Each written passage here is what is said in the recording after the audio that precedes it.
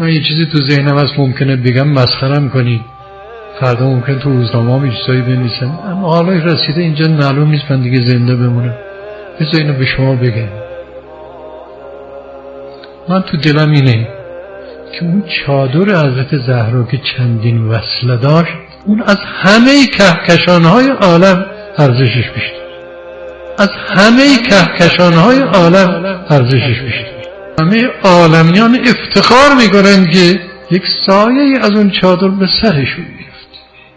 چادرت را بتکان، روزی ما را بفرست، ای که روزی دعا لمحه از چادر تو. خدای همچه کسی را به ما داره، به همچون شناخت برنسیم. چقدر یاد حضرت زهرا هستیم در زندگی. غفلته، ولی سعی کنیم اون وقتی احتیاج داریم اقلا بریم در خودش. نه تنها احتیاج اون وقتی که بیماری سرطان داریم، برای گرفتاری های فرهنگی جامعهمون، برای بلاها و فتنه های آخر الزمانی که همه بهش مبتلا هست، برای نگرانی هایی که برای آینده دخترای پسرهای خودمون داریم. مگر لحظه ای که دیگر سر نداره، مگر لحظه ای که دیگر سر نداره، من از خاک پای تو سر. احتیاج نداریم یک کسی به ما کمک کنه در اینا و مطمئن هستیم تنها چیزی که میتونه در مقابل انبوه این بلاها مقاومت کند عنایت اهل بیت و توسل اونهاست.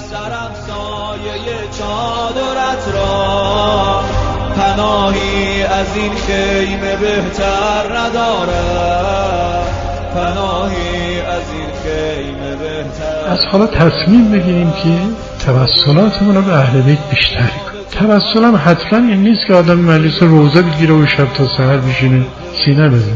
یا السلام علیک یا فاطمه المعصومه هم توسل، بلکه یه توجه قلبی هم توسلی اگه صادقانه باشه. معونه ای نداره، همت میخواد، معرفت میخواد. تجربه کنید ببینید یه هفته اگر این حالت رو در خودتون حفظ کنید ببینید زندگیتون چجور.